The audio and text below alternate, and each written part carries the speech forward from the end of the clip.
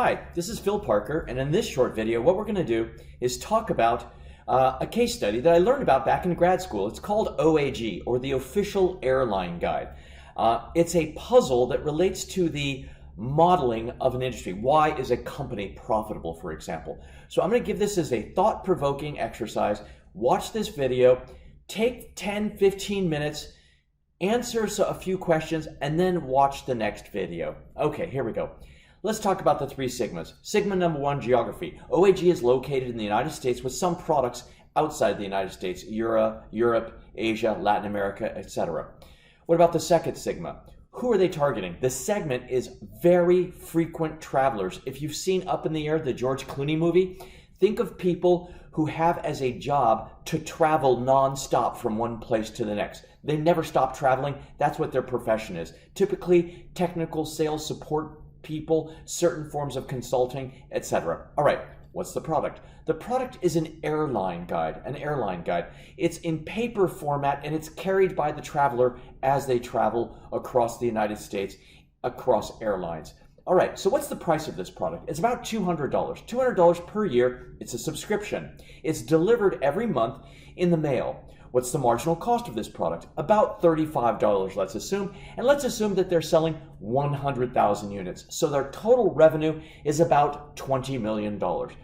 Your job is to help this company with a problem. What's the problem? In 1982, there's this big company called American Express Corporation, or Amex, who announces to the world that they're interested in launching something called American Express Corporate Travel Services. Now, Amex has been in that business for a while. They've also become famous for traveler's checks and credit cards, and they have bureaus in large cities like Paris and Zurich and London, New York, and elsewhere. But this is different. What they're deciding to do here is to create a 24-hour travel agency, which is open all the time. They'll even rent office space inside the companies that have a lot of frequent travelers, and maybe even give them a part of the commission on the airline tickets. So they've announced Corporate Travel Services, a 24-hour, 7-day-a-week travel agency targeting which segment? The OAG segment. Now, before we go into the dilemma facing OAG, let's talk about the use case. What's the use case of the typical OAG flyer? The plane takes off from New York. This traveler needs to get to Denver. What do? They change planes in St. Louis. But on the flight between New York and St. Louis, in the middle of the air, the pilot comes on and says, "I'm sorry, but there's a tornado that just took out all of St. Louis. We're going to land in Chicago instead." And then the plane goes to Chicago. This manager, who has the OAG guide, will literally pull the OAG guide out of a particular Samsonite briefcase that has a slot particularly designed just to fit the OAG guide. Pulls out the OAG guide and then starts going through the OAG guide, looking for flights. Little thin Indian rice paper, very thin paper. It's like a tiny phone book. It's a three-dimensional, infinite battery life database with a high-resolution screen. And when you turn the pages, it feels like paper. Infinite battery life, killer product. And what did they learn? That if I am going to land in Chicago, either I'm going to have to stay at a hotel and take flights the next day, or I might be able to get some connections and get to Denver on time. If I stay at the hotel, I'm definitely going to the bar, and it's not going to be a happy day, because the next morning I'll have to call my assistant, who will then wait until the office opens before he or she arrives. They're going to have to rebook all my tickets, go to the travel agency back home, rebook all the flights. The travel agent's upset. There'll be a lot of chaos. I'd rather get to Denver. So they open the OAG guide and they read, if I leave Chicago, I can take a flight down to Dallas, get a connection to Phoenix that then connects to Denver. I'll get there late. I'll get there at midnight, but at least I won't have to reschedule all of my meetings. People in this industry typically have one travel day on, and then they have meetings the next day. If ever they miss the meetings, their entire month is all messed up. So the traveler goes through the guidebook, figures out the flights, and the plane lands. the flight attendant will then say, for those of you who've been inconvenienced by this, there'll be someone at the end of the gateway to help you with your connections. Does this manager ever talk to the person at the end of the gateway? Never. They run. And where are they running to? Remember, this is 1982. They run to where? A telephone booth. And they'll do what? Pick up a receiver. And they'll put a quarter in, and they'll dial who? They'll dial the airlines. They're going to dial the airlines because if they go to the ticket counter and get in line, by the time they get to the front of the line, all the tickets might be sold. They definitely don't share this information with anyone in the airplane. They get to the telephone booth, quickly make some phone calls, and off they go. Problem solved. Amex announces that they want to what? They want to enter the market of corporate travel services, targeting the exact same segment. Then, one day as the legend goes, the president of OAG gets a letter, opens the letter, and it reads this. Dear Mr. President, we too at American Express have been very, very impressed by the way you've served frequent travelers over the years. We too are thinking of launching a flight guide and would enjoy the opportunity to talk to you about this. Please, at your earliest convenience, see if you can arrange a meeting with my assistant up here in New York City. Signed, Chairman, American Express, $16 billion in assets. What does the president of OAG do with that letter? We want to enter your business, and we have a lot of money, and we're going to target your segment. Let's chat. Now, they could have two reactions. It really depends on the objective. If the objective of the president is like a .com entrepreneur, what's their reaction? Happy days are here. They've been waiting for this letter. If, however, their objective is, let's say, they're family-oriented. They have a big feel-good factor. They really want to make sure that the family's protected, that the president always is the hero at the 4th of July picnic, that the employment of the families is very important. They're going to read that letter and soil their pants. What do I do? So the president of OAG hired two consultants, Bain & Company, a management consulting firm, and then Paul Green, a professor at the Wharton School of Business. And the two were given the opportunity to come up with a solution. What should OAG do?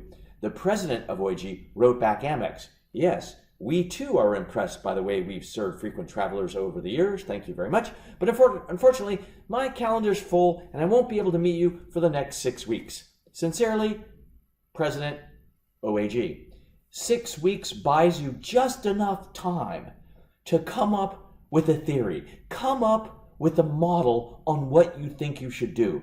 We do this modeling exercise before we actually start thinking about what option to pursue.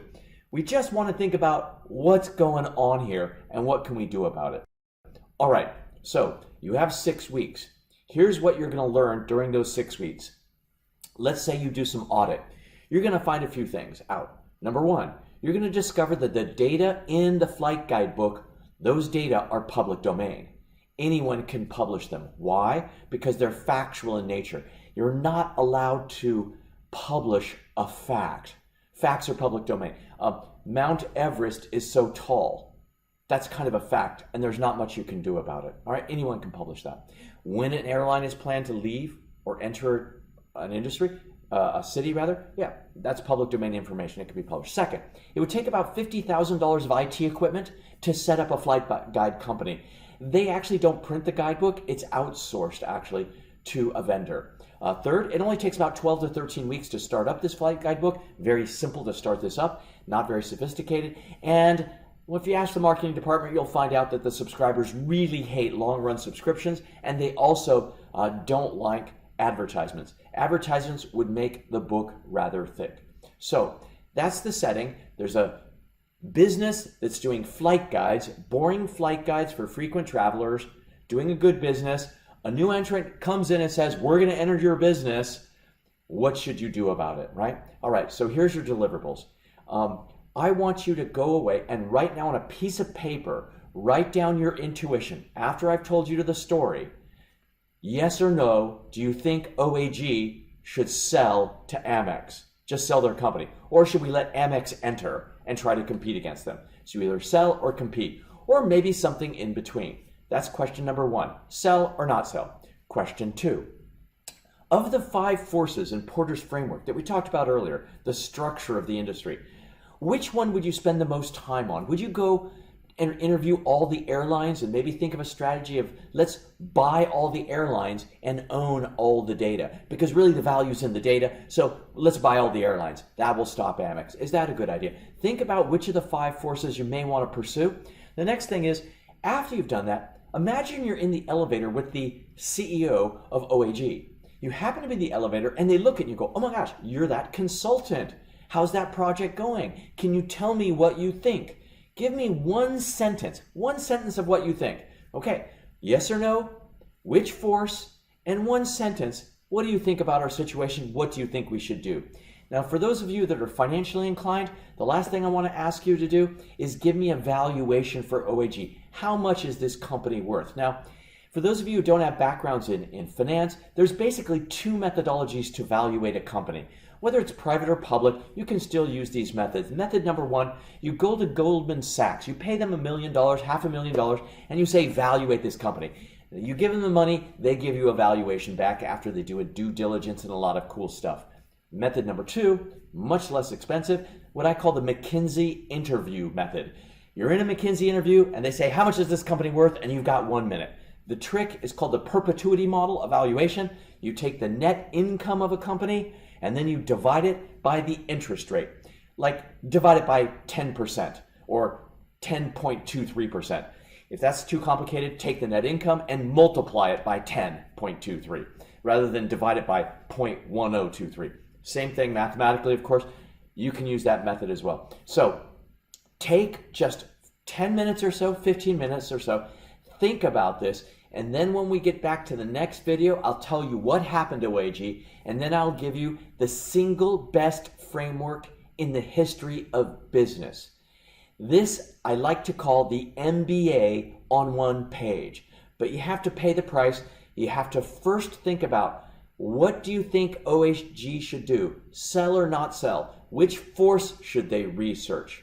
What kind of speech could you give the CEO in 1 or 2 sentences? And how much is this company roughly worth? Work on those deliverables. When you're ready, watch the next video. See you in a minute. Bye-bye.